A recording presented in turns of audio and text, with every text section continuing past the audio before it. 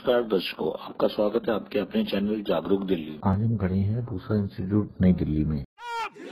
हमारी मांगे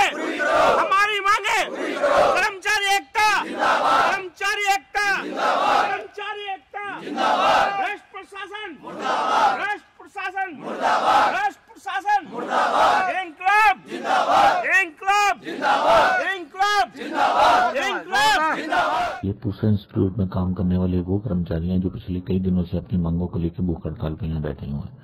आइए सुनते हैं इनके जुबानी इनकी क्या है परेशानी। मेरा नाम दीपक कौल है जी। मैं सचिव कर्मचारी पक्ष भारतीय कृषि अनुसंधान परिषद। इस परिषद के अंदर 108 संस्थान और 64 केवी के आते हैं। पिछले वर्ष 26 अप्रैल 2018 को यहाँ मैं 11 दिन अपने 3 साथियों के साथ भूख हड़ताल पे था। 26 तारीख को मंत्री जी ने आके हमारी भूख हड़ताल को समाप्त कराया और 3 माह में हमारी मांगे पूरे करने का आश्वासन दिया। आज 11 माह हो गए हैं, कोई हमारी मांग पूरी नहीं हुई है। बार बार उनसे निवेदन किया गया है, बार बार उनको लिखित निवेदन दिया गया, संपर्क साधा गया, लेकिन कोई परिणाम नहीं है। इस संबंध में हमने डीजी साहब से भी बहुत बार मुलाकात की, आश्वासन के सिवा हमें कुछ नहीं मिला। अब हम बाध्य होकर दोबारा रिले फास्ट से शुरू किया। हमने कल 23 तारीख थी, पूरे भारतवर्ष के 108 संस्थानों में पेन डाउन स्ट्राइक घोषित की गई है और जिसका परिणाम बहुत ज़्यादा आ गया है और सभी संस्थान लगभग पेन डाउन स्ट्राइक में चले गए हैं। सोमवार से ये और उग्र रूप लेगा और मैं आपके चैनल के माध्यम से अपने डीजी साहब को, अपने मंत्री महोदय को फिर भी निवेदन करूंगा कि हमारी मांगे यदि आप कह रहे हैं कि पूर्ण की जा रही है तो हमें जल्द से जल्द आदेश प्रदान। मेरा नाम राजकुमार है और मैं यहाँ सचिव के पद पे हूँ IJC में। और पिछले 18 तारीख से हम कार्मिक अनशन पे और शनिवार से कल से हम पेन डाउन स्ट्राइक पर हैं।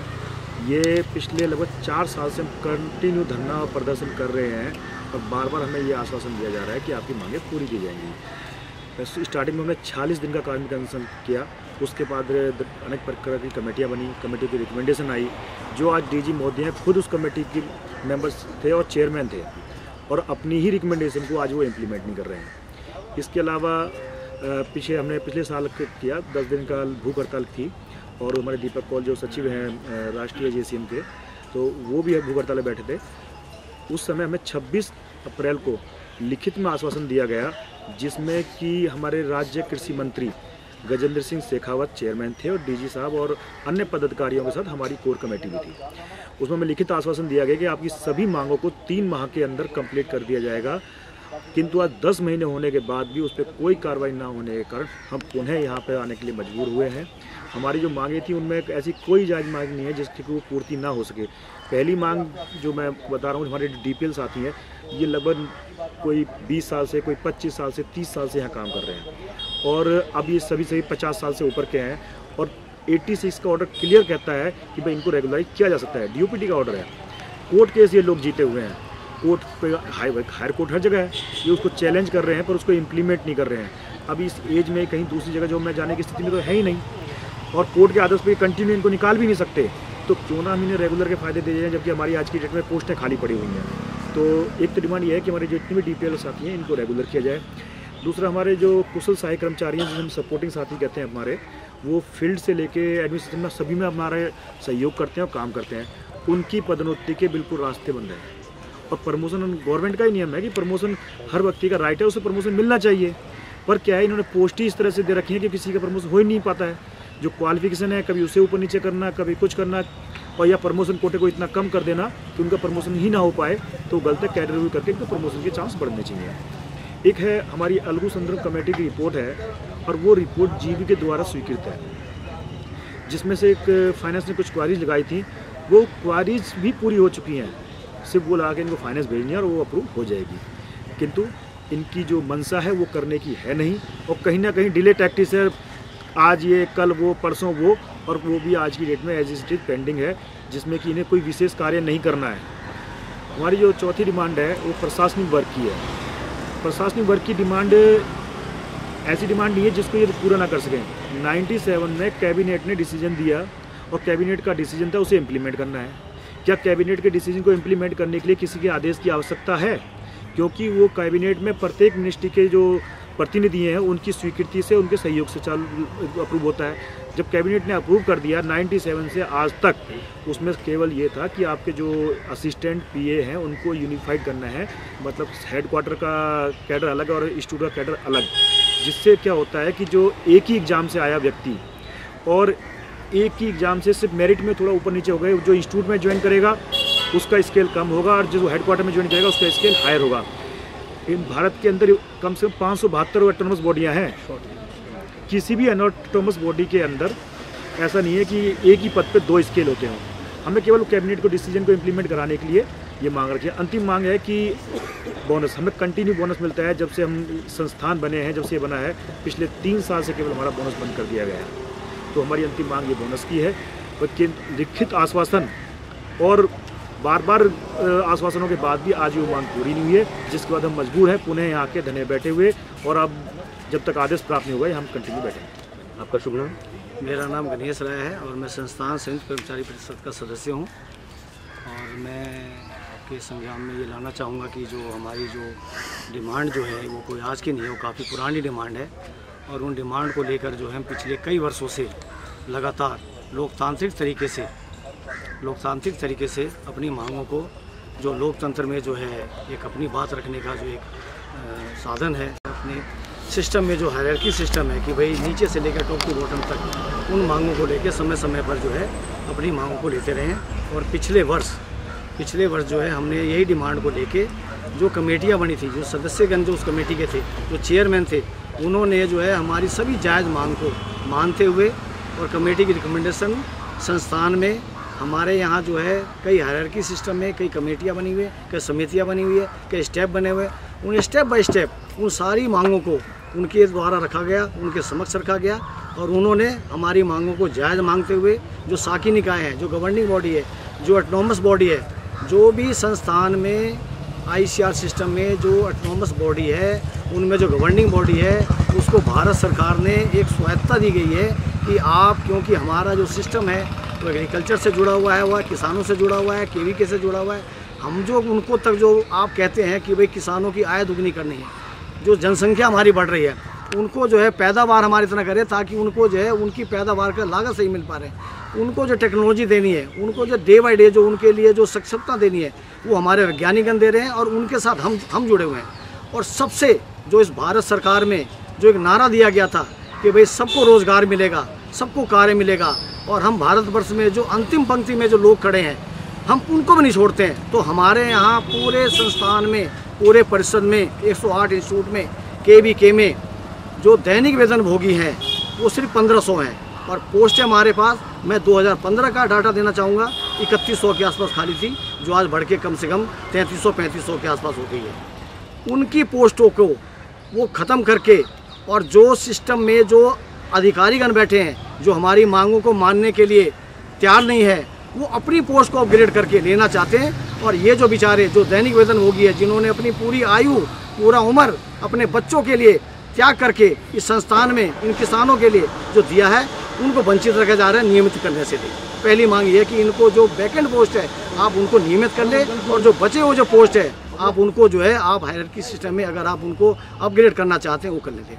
तकनीकी वर्ग, क्योंकि भाई 1971 में वैज्ञानिक और तकनीकी वर्ग का promotion avenues, age of retirement, service condition same था, लेकिन उसके बाद समय से समय उनको जो है तकनीकी वर्गों को बिल्कुल इग्नोर किया गया, क्योंकि हम लोग बिल्कुल डायरेक्ट रिसर्च से, अनुसंधान से जुड़े हुए हैं, किसानों से जुड़े हुए हैं। हम जो उनको टेक्नोलॉजी दे रहे हैं, जो वैज्ञानिक लोग दे रहे हैं, उनके साथ जुड़े हुए हैं। उसके बाद हमारा जो मेन जो डिमांड था कि भाई जो सपोर्टिंग स्टाफ में जो है, जिसको जो है आप MTS का नाम दिया गया है, भाई उनके पास प्रमोशन के एवन्यूज आप ख़त्म कर दिए हैं, उनकी पोस्टों को आप ख़त्म कर रहे हैं। आप स्किल इंडिया की बात करते हैं, रोज़गार की बात करते हैं। अगर यही बात है, आप आज आके देख लें, हमारे संस्थान में आके देख लीजिए कि हमें पिछले वर्ष माननीय मंत्री महोदय जी ने जायज़ मांग को मानते हुए धरना स्थल पे यहीं पे वो स्वयं पधारे, और उन्होंने कहा कि भाई जो भी आपकी मांगे हैं वो बिल्कुल जायज़ है, और मुझे आप थोड़ा समय दीजिए, मैं उस मांगों को पूरा करने में जो कंसर्न मंत्रालय है मैं उससे बात करूंगा, और मैं स्वयं जाऊंगा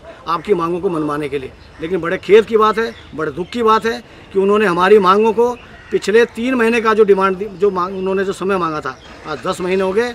उन्होंने हमें वाध्य किया है कि आप जो है फिर सड़कों पे आएँ।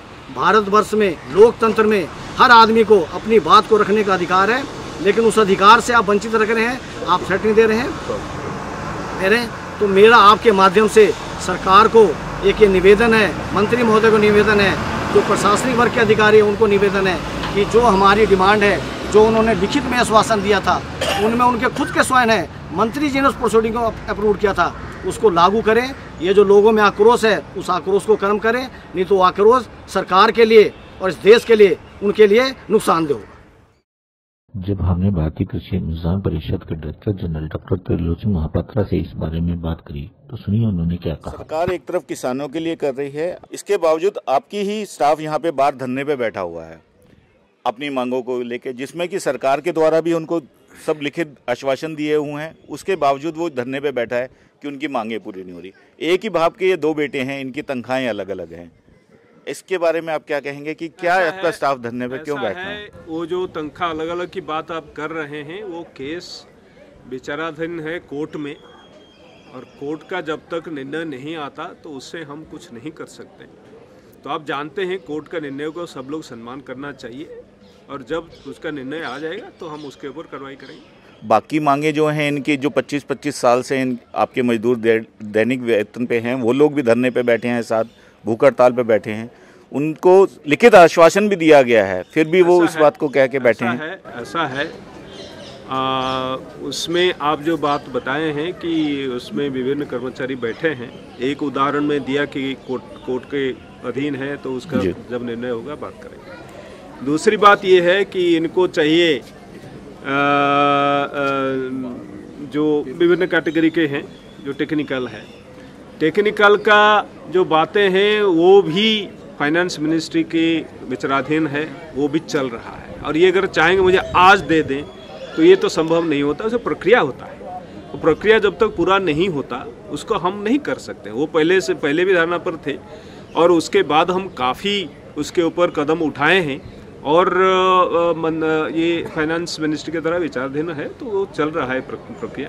इसी तरह का सारे हैं, प्रक्रिया चालू है, और कहीं कोई उसको बंद नहीं किया है, तो इसको भी समझना चाहिए। तो हम उनके साथ भी हैं, तो इसको चला रखें आगे। सर, आपने सुना अभी डायरेक्टर जनरल ने क्या कहा इस बारे में। अपनी मांगों को लेकर धरने में बैठे हुए ये कर्मचारी खाली दिल्ली के ही नहीं है, पूरे देश में संस्थान के हर सेंटर पर यही हाल है। हर जगह कर्मचारी भूख हड़ताल पे बैठे हैं। वहाँ इन्होंने अब तो पेन डाउन स्ट्राइक भी कर दी है, जिसके चलते किसी भी संस्था में किसी भी प्रकार का काम नहीं हो पा रहा। अब आपको सुनवाते हैं यहाँ पे आए हुए किसान भाइयों के विचार, वो इस बारे में क्या कहते हैं। और मैं आया तो मैंने देखा कि यहाँ कुछ लोग, बहुत सारे लोग बहुत दिनों से धरने बैठे हैं, और उनसे बातचीत हुआ, उनकी जो समस्या थी थोड़ी सी देखा, एक तो पंपलेट उनका मिला था। तो बताइए, जब इतने बड़े संस्थान में एक कृषि मंत्री जो देश का अपने का, जो उनकी समस्याओं का निराकरण नहीं कर पाएगा आश्वासन देने के बाद भी, तो नो डाउट के परेशानी पैदा होंगी लोगों को। ऐसा नहीं करना चाहिए। इतना अच्छा संस्थान है, देश का अग्रणी संस्थान है, जब यहाँ का स्टाफ परेशान रहेगा तो किसानों की कैसे मदद कर पाएंगे। क्या आपको लगता है कि कृषि मंत्रालय को इंटरफेयर करना चाहिए? तुरंत इंटरफेयर करना चाहिए। जब उनके डिपार्टमेंट की बात है, उनका सब कुछ करना है, और वो नहीं करेंगे सर, तो कौन करेगा फिर? बताइए भाई, 2 बेटों में जो समानता उनको रखनी चाहिए वो नहीं रख पा रहे हैं, तो ये उनकी गलती है, मंत्री जी की गलती है। ये उनको इस पर तुरंत स्टेप लेना चाहिए। अभी आपने सुना किसान भाइयों की आवाज को। अब आप ही डिसाइड कीजिए कि कौन गलत है, कौन सा। या सरकार को एक ही संस्थान में एक ही एग्जाम देके आए हुए कर्मचारी, जिनकी पोस्टिंग हेडक्वार्टर में हो गई, उनकी तनख्वाह बढ़ा दी गई। जो काम करने ग्राउंड लेवल पे आ गए, उनकी तनख्वाह अलग है। क्या एक ही तरह का एग्जाम देके अलग अलग तनख्वाहें मिल सकती हैं? क्या एक ही रैंक पे अलग अलग तरह की तनख्वाहें मिलनी चाहिए? इसको लेकर कर्मचारियों की मांग जायज है या नहीं, आपको बताइए। आपको अगर ये वीडियो पसंद आती है और आप कर्मचारियों को सहयोग देना चाहते हैं, तो ज्यादा से ज्यादा इस वीडियो को लाइक करें व शेयर करें।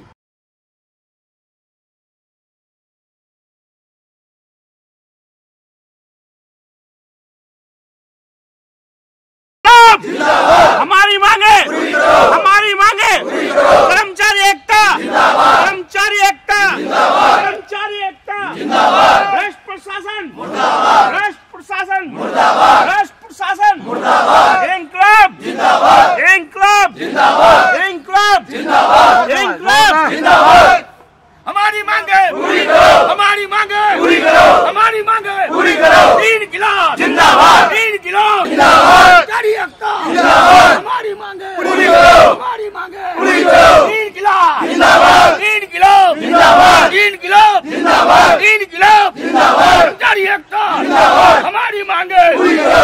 हमारी मांगे पूरी करो, हमारी मांगे पूरी करो। इंकिलाब जिंदाबाद, इंकिलाब जिंदाबाद, इंकिलाब जिंदाबाद, इंकिलाब जिंदाबाद। हमारी मांगे पूरी करो, हमारी मांगे पूरी करो, मांगे पूरी करो। भ्रष्ट प्रशासन मुर्दाबाद, भ्रष्ट प्रशासन मुर्दाबाद। हमारी मांगे पूरी करो, हमारी मांगे पूरी करो।